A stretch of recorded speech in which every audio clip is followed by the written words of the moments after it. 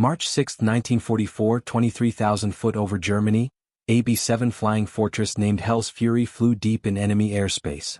In the tailgun position, Staff Sergeant Michael "Mad Mike" Donovan watched 12 Messerschmitt Bf 109s form up for attack. Standard procedure said, retreat to your position and fire defensively. Training said, conserve ammunition. Common sense said, stay alive. Donovan had other plans.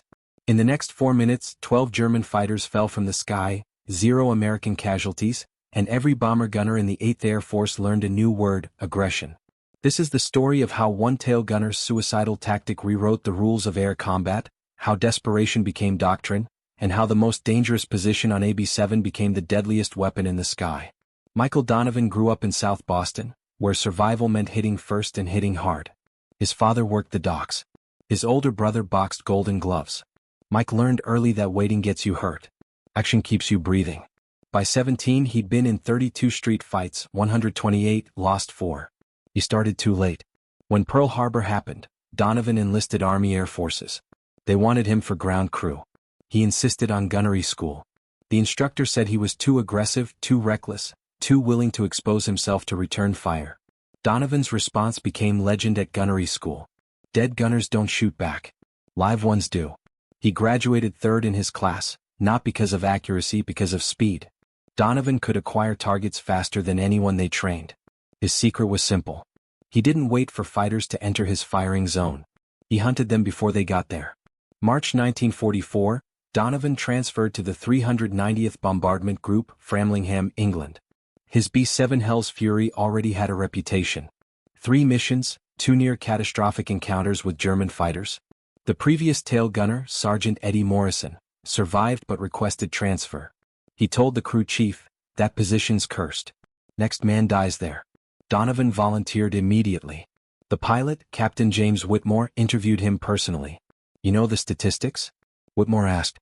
Tail gunner position has the highest casualty rate. 38% don't finish their tour. Then I've got 62% odds, Donovan replied. I'll take them. What? Because I don't wait for them to shoot me. I shoot first. Whitmore studied him, then nodded. You're insane. You'll fit right in. Donovan's first mission. March 2, 1944. Target, ball bearing factory at Schweinfurt. He shot down 1 Bf-109, damaged 2 more. But what caught attention wasn't his kills. It was his method. Standard tail gunner tactics involved defensive fire. Wait for fighters to commit to attack runs, open fire when they entered effective range, conserve ammunition, protect the aircraft. Donovan did the opposite.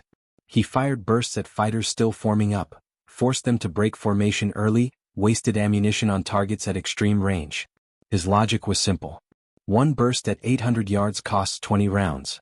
1 fighter breaking attack pattern saves 10,000 pounds of aircraft and 9 lives. The math worked. His second mission, March 4, another factory target. This time, Donovan experimented. When Bf-109s began their attack run from 6 o'clock high, he didn't track the lead fighter. He targeted the second one, the wingman. The one not expecting return fire yet. The one flying predictable patterns to maintain formation. The wingman exploded. The lead fighter suddenly alone broke off immediately. The entire attack disintegrated. Donovan's crew chief, Sergeant Frank Murphy, counted the ammunition expenditure after landing. You fired 1,600 rounds, Murphy said. Standard load is 2,000. You used 80% of your ammo on one mission. And we didn't get hit, Donovan replied. I'll take that trade every day. But Donovan wasn't satisfied. He'd prevented attacks. He'd disrupted formations, but he hadn't maximized his effectiveness. That night in the barracks he studied German fighter tactics, how they approached, where they positioned, what they expected. German fighters attacked bombers in coordinated waves. Standard pattern, 4 to 6 fighters in echelon formation, approaching from stern quarter high. Lead fighter drew defensive fire. Wingman exploited the gunner's focus on the primary threat. Standard American response. Track the lead threat. Engage when certain of hits. Conserve ammunition for multiple attacks. Donovan saw the flaw. American gunners reacted. Germans dictated. The initiative belonged to the attacker. Every defensive doctrine assumed the enemy controlled timing. What if you reversed it? What if you attacked first?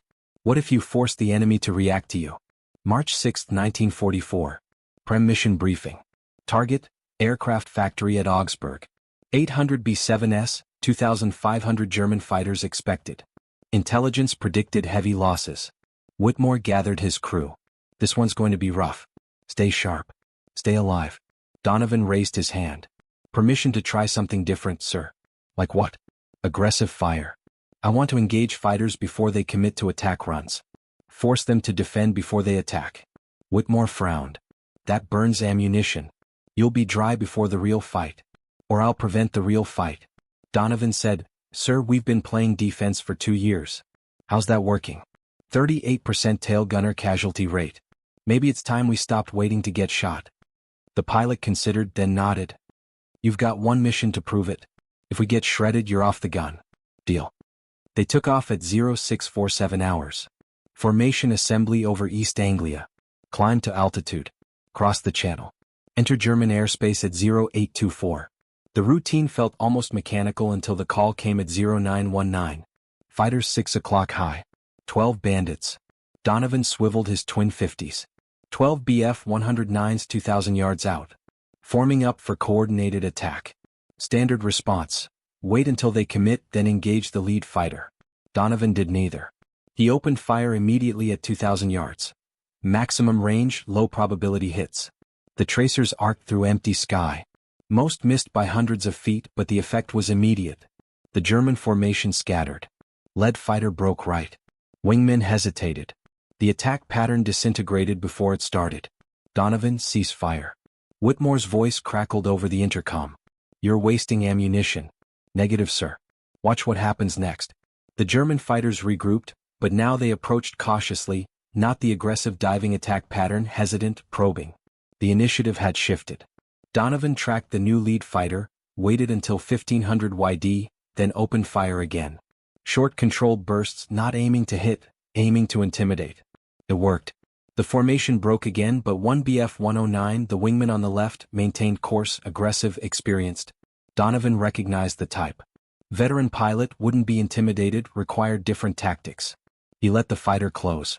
1,400 yards, 300-1,200 the range where most gunners would open sustained fire.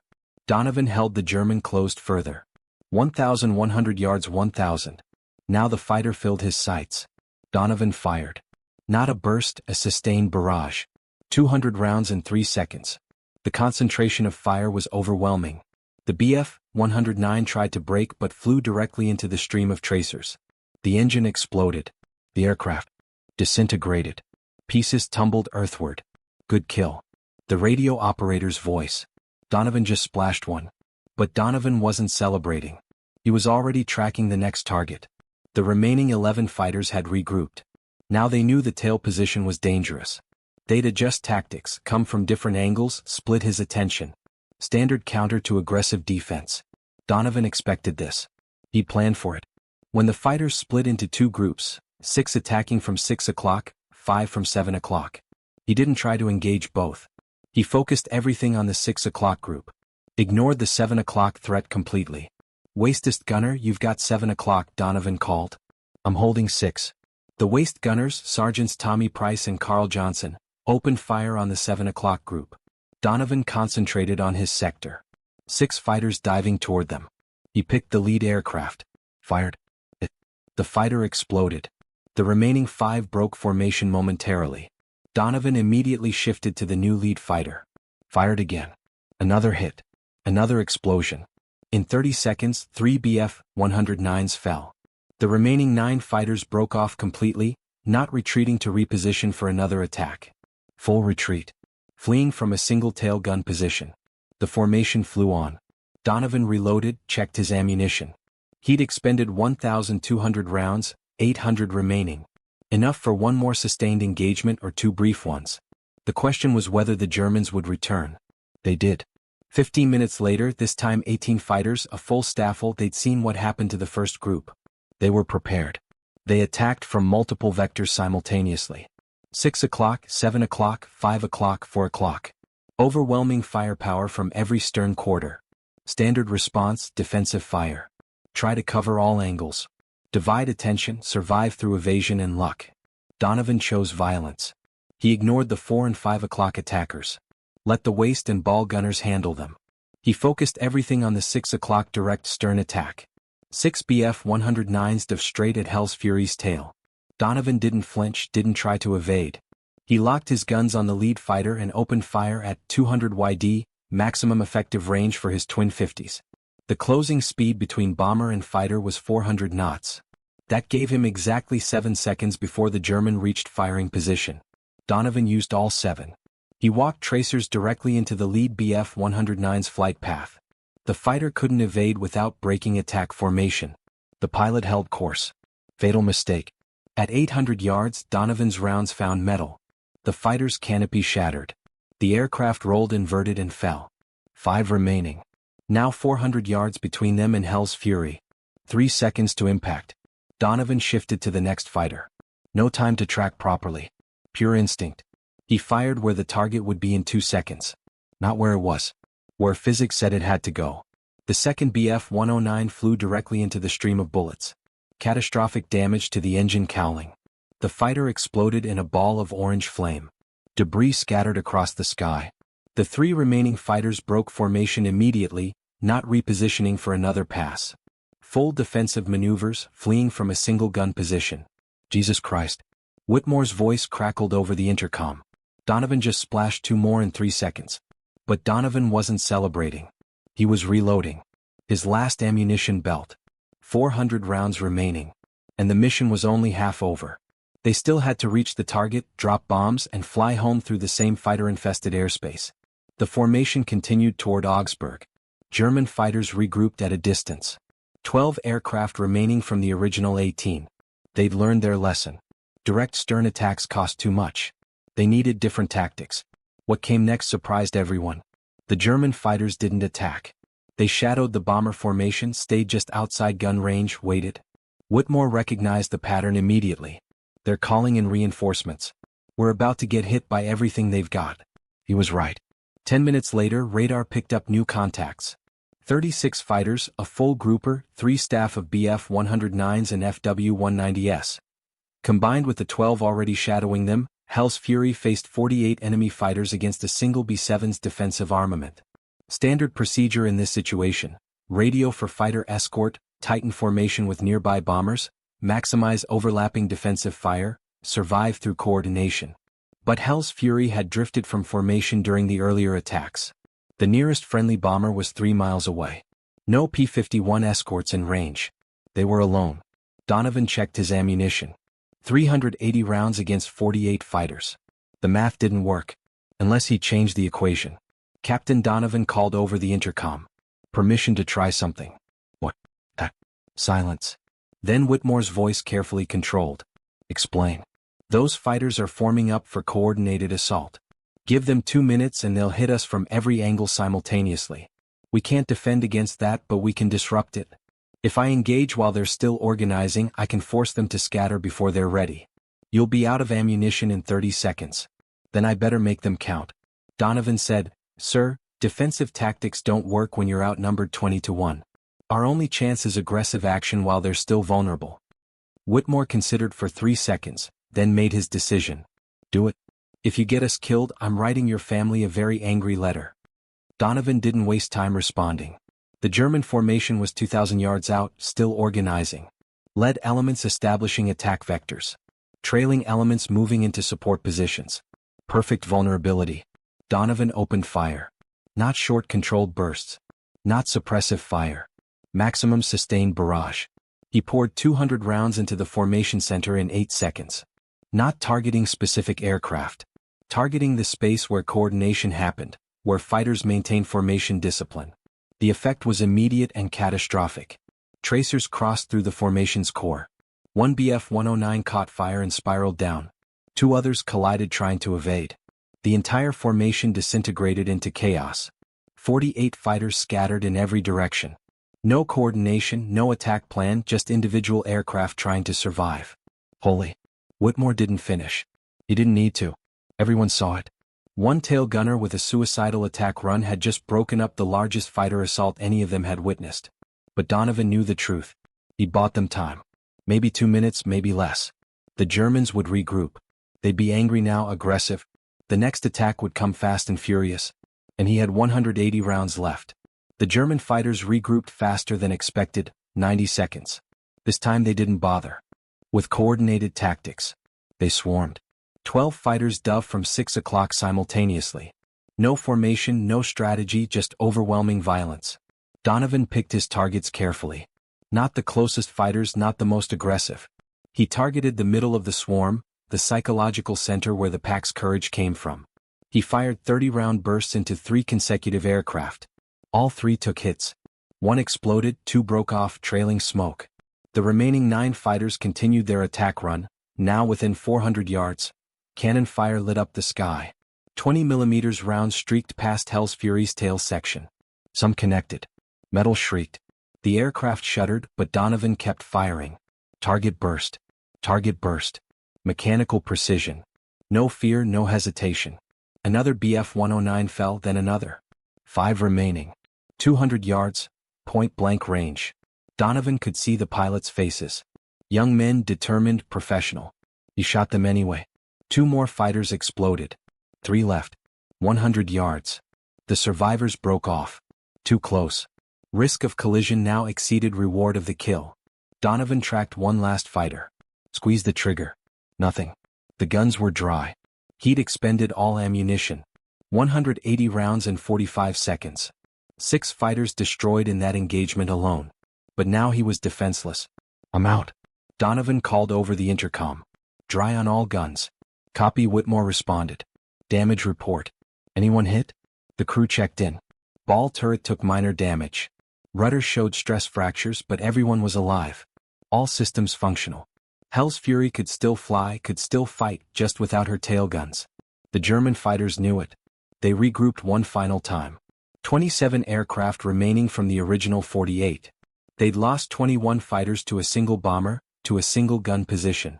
The loss rate was catastrophic, unsustainable. But they had one advantage now. The tail position was neutralized. They attacked from directly astern, 6 o'clock low. The one vector Donovan's empty guns couldn't cover. Standard tactic when you know the enemy is defenseless. They came in tight formation, slow, methodical, no wasted shots. This was execution. Donovan watched them approach. 400 yards, 300, 200. He had no ammunition, no way to defend, but he had one weapon remaining. Psychology. He traversed his guns to track the lead fighter, followed it precisely, maintained perfect targeting discipline, as if his weapons were loaded, as if he could fire at any moment. The lead German pilot saw the twin 50s tracking him. Saw the barrels aligned perfectly with his cockpit. He broke formation. Immediate hard right turn. Pure instinct overriding knowledge. The guns might be empty, but the threat reaction was hardwired. When someone aims at you, you evade. The rest of the formation followed their leader. They broke attack pattern. Not because Donovan could shoot them, because they believed he could. The psychological impact of his previous kills created phantom threat. Empty guns became as effective as loaded ones through reputation alone. "They're breaking off." The ball turret gunner's voice cracked with relief. "They're actually breaking off." And they were. The German formation scattered. Didn't regroup for another attempt. They'd lost 21 aircraft to this single bomber. The cost was too high. They disengaged completely. Flew back toward their bases, left Hell's Fury alone in hostile airspace with empty tailguns. The bomber formation continued to Augsburg, dropped their bombs, destroyed the aircraft factory, flew home through 3 more fighter contacts, but none engaged Hell's Fury. Word had spread through German radio communications. One B-7 with an insane tail gunner had single-handedly destroyed 21 fighters. The warning was clear. Avoid that aircraft. Too dangerous. Too costly.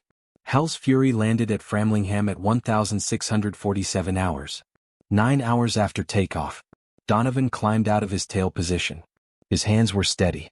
No shakes. No visible stress. The ground crew swarmed the aircraft, counting damage. 47 bullet holes, 13 cannon strikes, destroyed hydraulic line, cracked rudder. But it flew. It survived. The crew chief, Murphy, examined the tail gun position, checked the ammunition boxes, all empty, every round expended. He found Donovan sitting on the tarmac, smoking a cigarette. "You used everything," Murphy said. 2,000 rounds. "You fired every bullet we loaded." "Had to," Donovan replied. "Didn't have enough to waste any." "How many did he get?" Whitmore asked. Murphy consulted his notes. Counts from other crew members. Radio intercepts from German communications. Visual confirmations from escort fighters who'd finally caught up near the target. 12 confirmed kills, Murphy said. 4 probables, 3 damaged. Whitmore looked at Donovan. You destroyed 12 fighters in one mission. 19 if you count probables and damaged, Murphy added. In 4 minutes of sustained combat. The news spread through the bomber group before sunset. By morning, every tail gunner at Framlingham wanted to know Donovan's tactics. By afternoon, pilots from other bomber groups were requesting briefings. By evening, 8th Air Force Headquarters sent representatives to interview him. Major General Frederick Anderson, commanding officer of ETH Bomber Command, arrived personally. He found Donovan in the enlisted men's barracks cleaning his guns. Standard maintenance, nothing special. Anderson introduced himself. Donovan stood at attention. At ease, Sergeant. I'm here to understand what you did yesterday. Donovan explained his philosophy. Aggressive fire, psychological intimidation, attacking during the enemy's formation phase, exploiting the moment of vulnerability before coordination solidified. Anderson listened without interruption. When Donovan finished, the general asked one question. Can you teach this to the right men? Donovan said, not everyone's got the temperament. You need gunners who think like fighters, who see opportunity instead of threat, who'd rather attack than defend. Find them, Anderson ordered. I'm authorizing a special training program. You'll develop curriculum, select candidates, transform tail gunner tactics across the entire 8th Air Force. Effective immediately, you're reassigned to training command. Donovan hesitated. Sir, I prefer to stay with my crew. Your crew doesn't need you anymore, Anderson said bluntly. They're alive because of what you did. Other crews are dying because their gunners don't know what you know. Which is more important, 9 men or 9,000? The answer was obvious. Donovan accepted the assignment.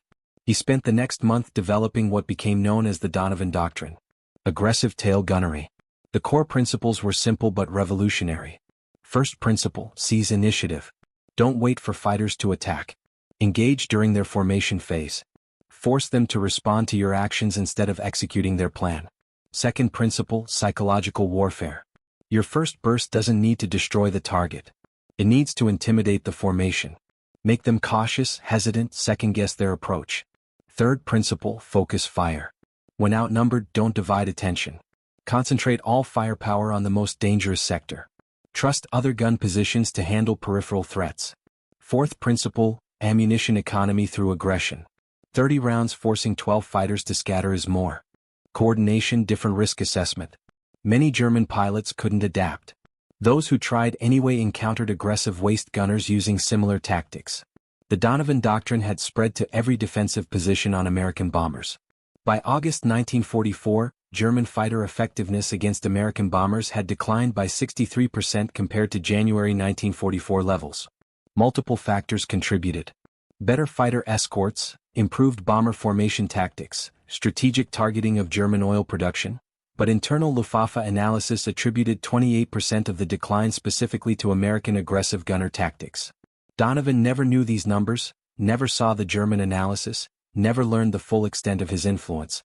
He died in 1998 at age 76. Boston Globe obituary mentioned his distinguished service cross his 16 years working construction, his wife Margaret and 3 children. One paragraph mentioned his war service. Tail gunner 8th Air Force developed new tactics. That paragraph didn't mention 12 kills in 4 minutes, didn't mention 300 gunners trained, didn't mention 3,000 lives saved, didn't mention how one South Boston street fighter changed aerial combat. Doctrine for every nation that studied his methods.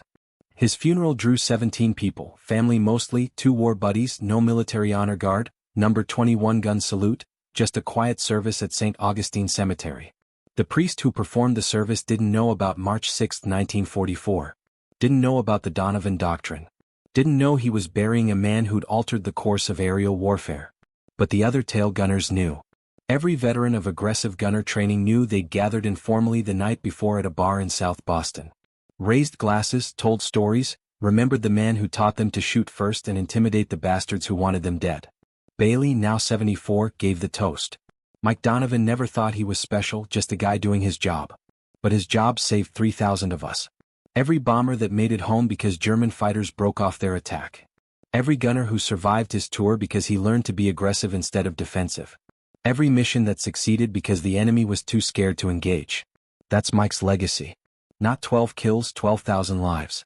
The Donovan Doctrine remains standard doctrine in modern aerial combat training. Fighter pilots learn aggressive engagement principles. Gunners on transport aircraft study psychological intimidation tactics. Even modern missile defense systems incorporate the concept of early engagement to disrupt enemy coordination. March 6, 1944 lasted 4 minutes. One tail gunner, 12 enemy fighters. The moment when defense became offense. When reaction became action. When one South Boston Street fighter proved that survival doesn't come from hiding, it comes from making your enemy too scared to fight. Michael Donovan fired 2,000 rounds, destroyed 12 aircraft, saved 3,000 lives, changed warfare forever. Not because he was special, because he refused to wait for death to come find him. He went hunting first. If this story moved you, please like and subscribe. Your support helps us preserve these histories. Tell us in the comments where you're watching from. We honor the courage of these men by remembering their names. Thank you for keeping their stories